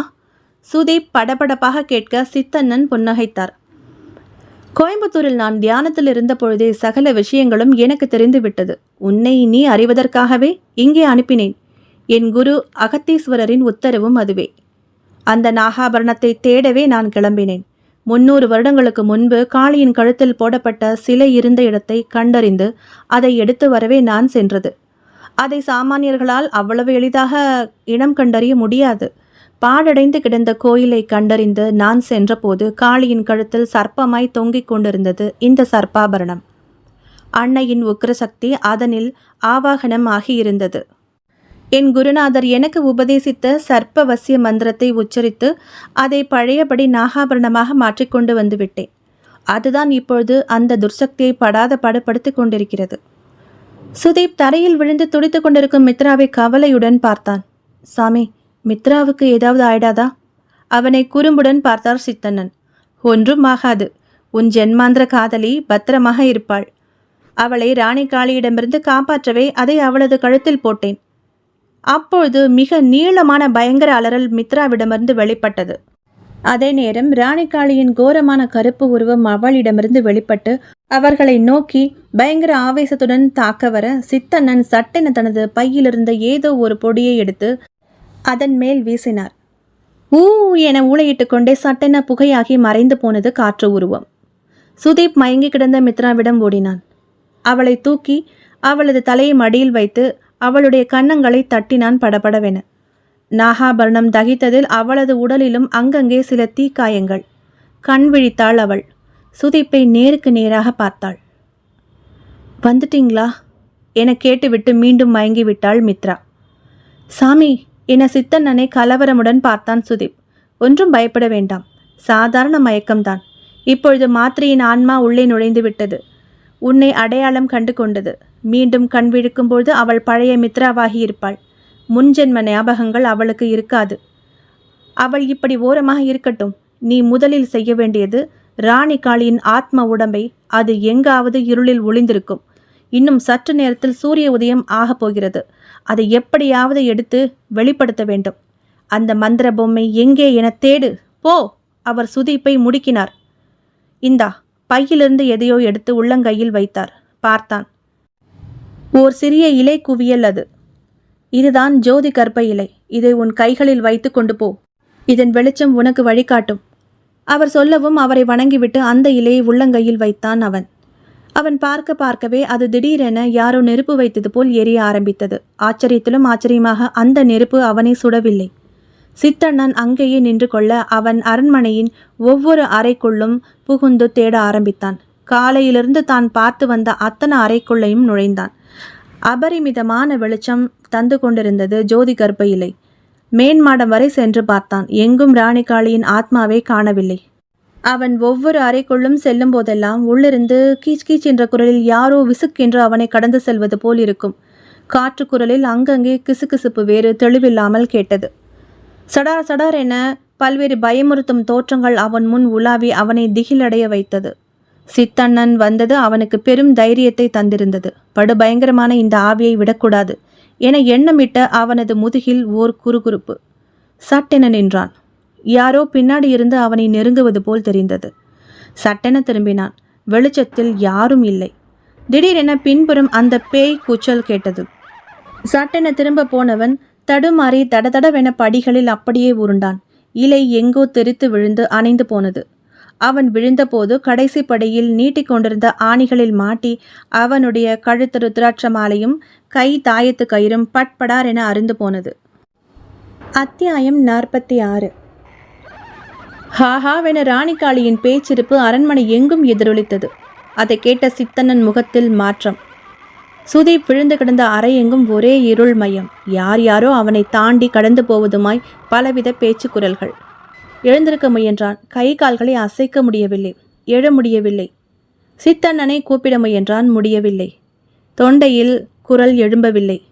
அப்பொழுது தட் தட் என்று யாரோ மாடியிலிருந்து இறங்கும் சத்தம். கூடவே ஜல் ஜல் என்ற சலங்கை ஒலி வேறு. அதிரூப சுந்தரி, தேவலோக மோகினி, பராக்கிரமசாலி அரசர் ராஜவர்மரின் பாரியாள், பட்டத்து ராணி, ராணி காளி, பராக் பராக் என்ற கட்டிய குரல்கள் அவன் காதில் ஒலித்தது. சத்தம் வந்த திசையை நோக்கினான். ஓர் வெளிச்ச பந்து மெல்ல மெல்ல அவனை நோக்கி முன்னேறி கொண்டிருப்பது தெரிந்தது. அது கிட்டே வந்ததும் உறைந்து போனான். அதே மந்திர பொம்மை ஒரு ஆள் உயரத்திற்கு வளர்ந்திருந்தது. அவன் அருகே வந்து நின்றது. ஆடைகள் தரையில் புரள புரள, முடி பல அடி நீளம் வளர்ந்து பின்னே தரையில் புரண்டு கொண்டிருந்தது. அதன் கையில் நீள வாள் ஒன்று. அதன் பின்னே பலவித ஆவி கூட்டங்கள் ஒன்றுக்கொன்று கோர ரூபமாய் சுற்றி சுற்றி நின்று கொண்டிருந்தன. இப்பொழுது அவள் ஏதோ உச்சரிக்க சுதீப்பை சுற்றி சடசடவென ஓர் மந்திர வளையம் நெருப்பு கோலமாய் உருவானது. அவன் இருந்த இடம் மட்டும் சிறிது சிறிதாக உயர ஆரம்பித்து இப்போது ஓர் மேடை மேல் படுத்திருந்தான் சுதீப். அவனை சுற்றி மந்திர கட்டுகள் லேசர் வெளிச்சம் போல் உடல் முழுசும் சுற்றி ஓடிக்கொண்டிருந்தது. சுதீப்பின் உடல் வெள்ளமாய் வியர்வை. அவள் அவன் அருகே வந்தாள். அவன் அருகே குனிந்தாள். குழி விழுந்த கண்கள், தீந்த மூக்கு, அகோரமான முகம், ஒரு எலும்புக்கூட்டு வாய். அதை திறந்து சிரித்தாள். நாக்கு என்ற பெயரில் நீளமான பாம்பு வெளிவந்து அவன் முன்னே சர்ரென சீறிவிட்டு மீண்டும் அவள் வாய்க்குள் சென்று விட்டது. தன் எலும்புக்கூட்டு கையால் அவனது முகம் உடல் எங்கும் வருடினாள். அவனுக்கு ஐஸ் கட்டியை தொட்டது போல் ஜிலீர் என்றது. கெக்கெக் என்று சிரித்தவாறே தலையை அப்படியும் இப்படியும் ஆட்டியது. பின்பு கரகர காற்று குரலில் பேச ஆரம்பித்தது. என் மச்சமுள்ள ஆண்மகனே, தானாக வந்து சிக்கிக் கொண்டாயா என்னிடம் என சிரித்தவாறே சற்று தள்ளி நின்று கொண்டு வாளை உயர்த்தினாள். சுதீப் கண்களை மூடினான். அதே நேரம் மின்சாரம் போல் ஒரு ஒளிக்கேற்று வாளின் மேல் படவும் வாள் தெரித்து சுக்கு நூறாகியது. ராணி காளியின் ஆத்மரூபம் அதிர்ச்சியுடன் திரும்பியது. அங்கே மித்ரா நின்று கொண்டிருந்தாள். பார்க்கவே வேறு மாதிரி இருந்தாள். உடல் முகம் முழுதும் கருத்து, கண்களும் உதடும் செக்கச்சவேல் என்ற இரத்த நிறத்தில் இருந்தது. அதே கருப்பு நிற வஸ்திரம். தலைமுடி தரையில் புரண்டது. அவளது கையில் அதே வாள் பளபளவென்று செந்தனலாய் மின்னியது. அவளை சுற்றிலும் ஒரே ஜோதிமயம். சக்கரம் சுழல்வது போல் அவளை சுற்றி பெரிய ஒளிவட்டம் ஆரஞ்சும் மஞ்சளும் கலந்த கலவையில் சுழன்று கொண்டிருந்தது. சுதீப் கண்களை திறந்து பார்த்தான். பிரேதாத்மா அரண்டு செயலற்று போய் நிற்பதை பார்த்து பார்வையை திருப்ப மித்ரா நிற்கும் கோலத்தை பார்த்தான். சற்று தள்ளி சித்தனன் கைகளை கூப்பியபடி நின்றிருந்தார். அவரது உதடு மகாகாளியின் மூல மந்திரத்தையும் ஸ்தம்பன மந்திரத்தையும் மாறி மாறி உச்சரித்து கொண்டிருந்தது. மித்ரா திரும்பி மேடை மேல் படுத்திருந்த சுதீப்பை பார்த்தாள். அவள் பார்த்த நொடி அவன் மேல் ஓடிக்கொண்டிருந்த மாய மந்திர கட்டுக்கள் பட் பட்டென சகலமும் அருந்து போய் அவன் எழுந்து உட்கார்ந்தான். அதிசயத்துடன் மித்ரா என கூவியபடி அவளை நோக்கி நடக்க முயல. சுதீப், அவளிடம் நெருங்காதே.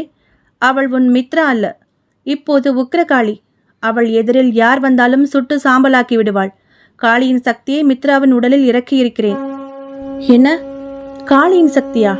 ஆம், ஆத்மாக்கள் மட்டும் அவளது உடலில் இறங்காது, தெய்வீக சக்திகளும் அவளது உடலை ஆவகனம் செய்யும். ஏற்கனவே நாகாபரணம் காளியின் சக்தியால் நிரம்பியுள்ளது. அந்த பிரேதாத்மாவை இவள் அழிக்காமல் விடமாட்டாள். இந்த ராணி காளி ஒருத்திக்குதான் ஏவல் மந்திரம் செய்ய தெரியுமா? இவள் ஒருத்திதான் துராத்மாக்களை ஏவுவாளா? நான் தெய்வ சக்தியை ஏவியுள்ளேன் அவள் மேல், என் காளி ஸ்தம்பன மந்திரத்தால். என் அருகில் நின்று நடப்பதை வேடிக்கை பார். அவர் உரக்க சொல்லவும் சுதீப் வாயடைத்து போய் அவர் அருகே வந்து நின்று விட்டான்.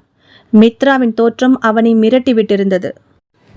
ராணி காளியின் ஆத்மா மித்ராவை பார்த்த பார்வையில் பூச்சி பறந்தது. அதன் கோர கண்கள் மேலும் அகலமாக விரிந்தன. கர்ண கடூரமாக உரிமிக்கொண்டே தன் வாயை திறந்து ஆவென கத்தவும் கொள்ளிவாய் பிசாசு போல் அதன் வாயிலிருந்து அடர்ந்த நெருப்பு வெளிப்பட்டு மித்ராவை அப்படியே மூடியது.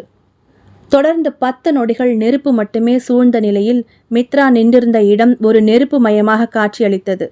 கொழுந்துவிட்டு எரிந்து கொண்டிருந்தாள் மித்ரா. அத்தியாயம் 47. அரண்டு போனான் சுதீப். மித்ரா என அலறியபடியே அவளை நோக்கி ஓட முயன்ற சுதீப்பை அப்படியே எட்டி பிடித்தார் சித்தண்ணன். பொறு, ஐயோ மித்ரா எரியறா, அவளை காப்பாற்றணும், என்ன விடுங்க. கையை உதறியபடியே அவளை நோக்கி பாய முயன்றவனை, முட்டாள், அங்கு நிற்பவள் மித்ரா அல்ல என சொன்னேனே, பார்.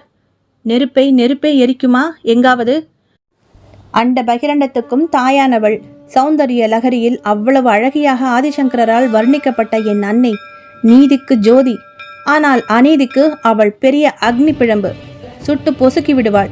பார் அங்கே நடப்பதை. சுதீப் அமைதி அடைந்தவனாக பார்த்தான். எரிந்து கொண்டிருந்த மித்ரா அப்படியே நடக்க ஆரம்பித்தாள். ஒரு மகா நெருப்பு கோலமாக கையில் உயர்த்திய வாளுடன் நடந்து வந்த அவளை பயத்துடன் பார்த்தாள் ராணி காளி. தலையை நம்ப மாட்டாமல் அப்படியும் இப்படியுமாக ஆட்டினாள். அந்த இடத்தை விட்டு மறையவோ நகரவோ அந்த பிரேதாத்மாவால் முடியவில்லை. நடுநடுங்க ஆரம்பித்தது. தன்னை நோக்கி எரிந்து கொண்டே நடந்து வரும் உக்ர தணல் ரூபத்தை பதற பதற பார்த்து கொண்டே மந்திரங்களை உச்சரிக்க முயன்றது. அதுவும் முடியவில்லை. மித்ரா நெருங்க நெருங்க அதன் உடல் வெப்பம் தாழாமல் துடிக்க ஆரம்பித்தது. மித்ராவின் உடலில் இருந்த அத்தனை நெருப்பும் இப்பொழுது காந்த ஈர்ப்பு போல் ராணி காளியின் உடலை கப் என்று பற்றி கொண்டு எரிய ஆரம்பித்தது. எஞ்சியிருந்த முகமெல்லாம் பீந்து போய் உருகி வழிய ஆரம்பித்தது. அதன் எலும்புக்கூட்டு பாகங்கள் அனைத்தும் சடசடவென நெருப்பில் எரிவது போல் வெப்பம் தாழாமல் முறிந்து வெடிக்க ஆரம்பித்தன. பல பலிகள் கொடுத்து மீண்டும் அந்த பிரேதாத்மா பெற்ற கோர உடல் கொஞ்சம் கொஞ்சமாக வெந்து துடித்து கொண்டிருந்தது. பலவிதமான அமானுஷ்ய ஒலிகள் அதனிடமிருந்து கதறலாகவும் ஊளையாகவும் வெளிப்பட்டு கொண்டிருக்க, அதனுடன் வசப்பட்டிருந்த அத்தனை ஆன்மாக்களும் பட் பட் என விடுதலை அடைந்து ராணி காளியை விட்டு மேல் நோக்கி பறந்து மறைய ஆரம்பித்தன. அப்படியே எந்த சேதாரமும் இல்லாமல் அதே உக்கிர தோற்றத்தில் நின்றிருந்தாள் மித்ரா.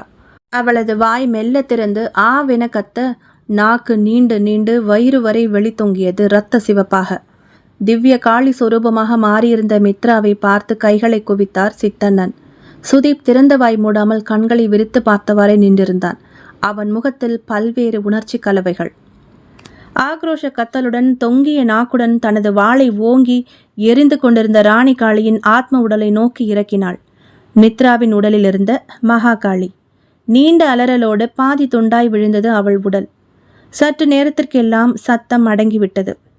முற்றிலும் எரிந்து போனது அந்த மந்திரவாதினியின் பிரேத உடல்.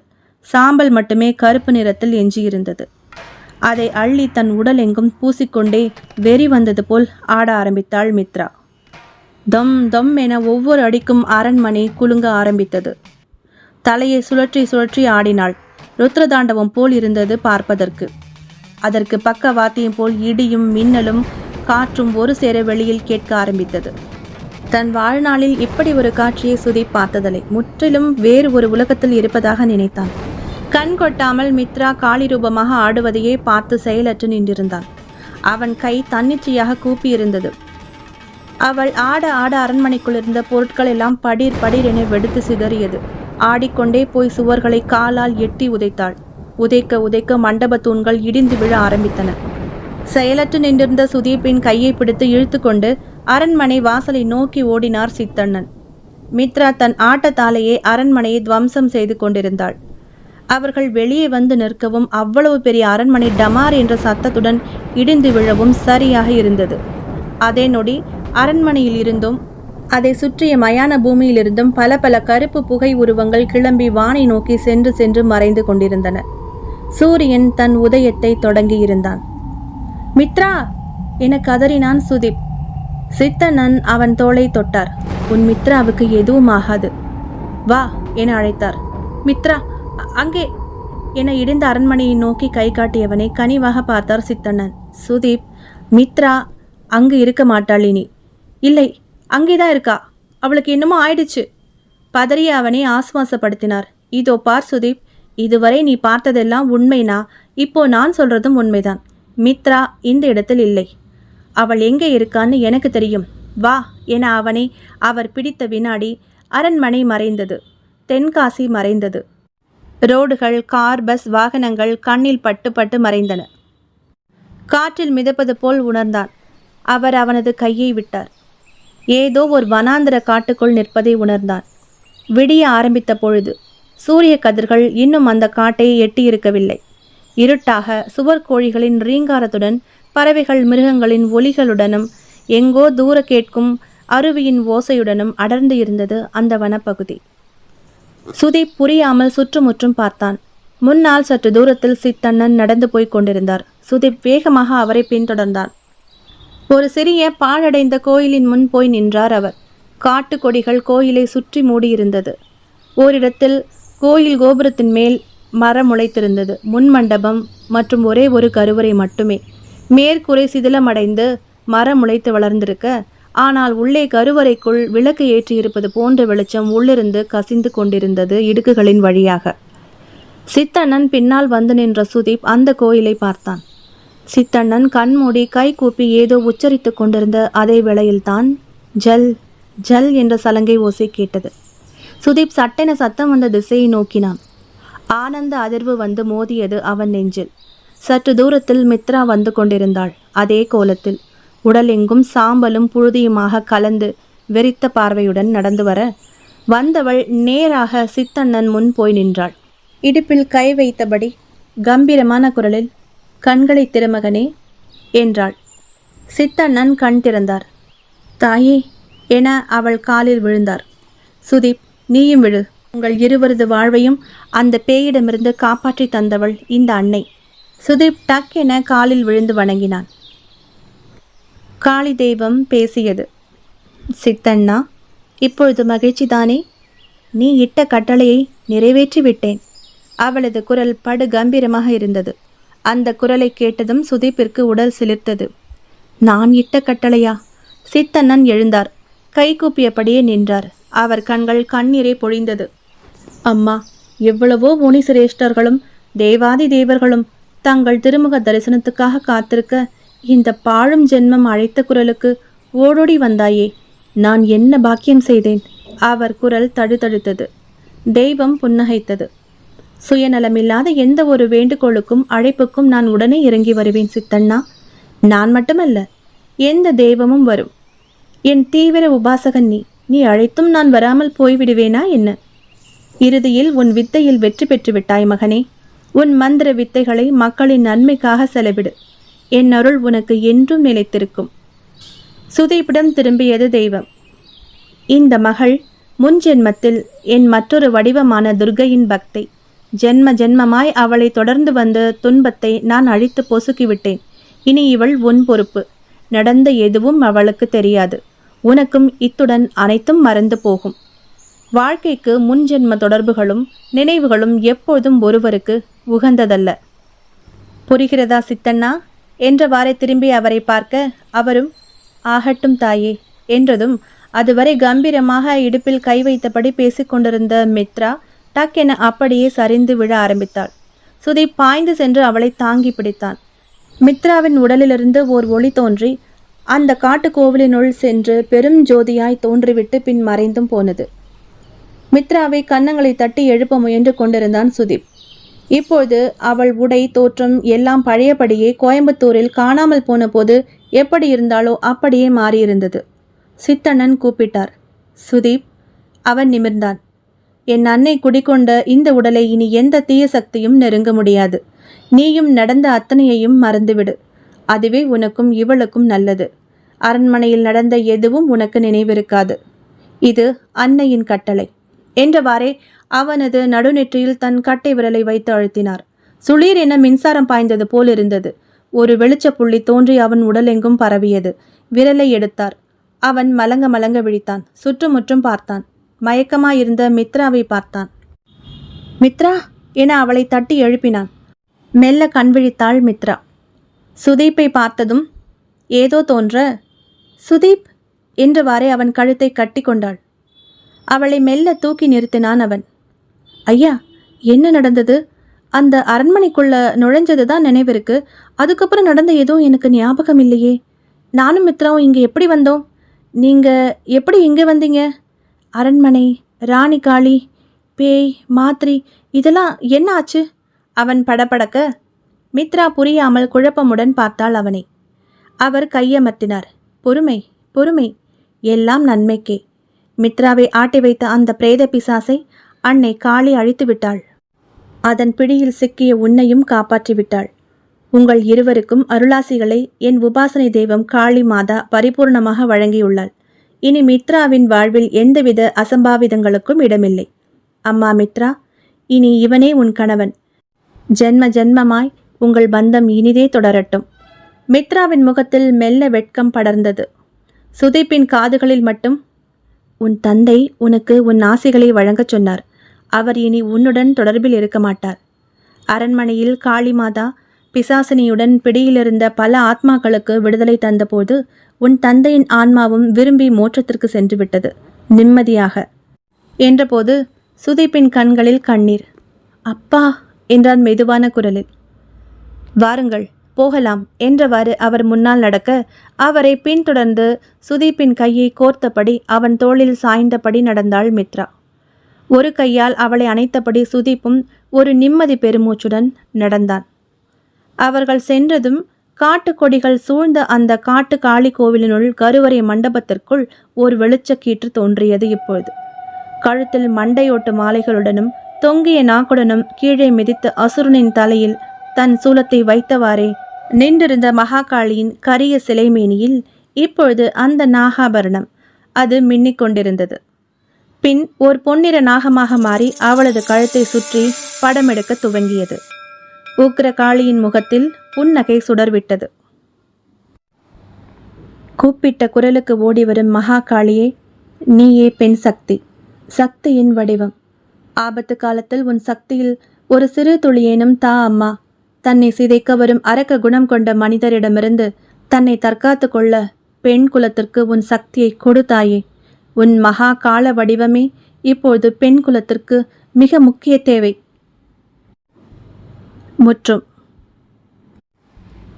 வாசக நண்பர்களே, நீண்ட முழு நாவலாய் வெளிவந்த ஜென்மமாய் தொடர்வேன் நாவல் 3 சீசன்களாய் என எல்லா பாகங்களையும் சேர்த்து கிட்டத்தட்ட மொத்தம் 9 மணி நேரத்திற்கும் மேல் வந்துள்ளது. நான் எழுதிய கதைகளில் செல்லர் கோவில் மோகினியை தொடர்ந்து ஜென்மமாய் தொடர்வேன் நாவல்தான் அதிக உழைப்பை கொடுத்து எழுதியது. மொத்த முழு நாவலையும் ஆரம்பம் முதல் இறுதி வரை தொடர்ந்து கேட்டு தங்களின் மேலான கருத்துக்களையும் நிறை குறைகளையும் தயவு செய்து பகிரவும். என்னுடைய எழுத்தை புத்தக வடிவில் பார்க்க ஆசையாகத்தான் உள்ளது. பார்க்கலாம் இறைவனின் சித்தமும் என் விதியும் எப்படி அமைகிறது என. இதை பற்றிய தங்கள் கருத்துக்களையும் பகிரவும். என்னுடைய நலம் விரும்பிகளான என் வாசக நண்பர்களுக்கு மீண்டும் ஒருமுறை என் பணிவான வணக்கங்கள். மீண்டும் ஒரு புதிய நாவலில் உங்களை சந்திக்கிறேன். நன்றி, வணக்கம். அதுவரை கதை நிலவுடன் இணைந்திருங்கள்.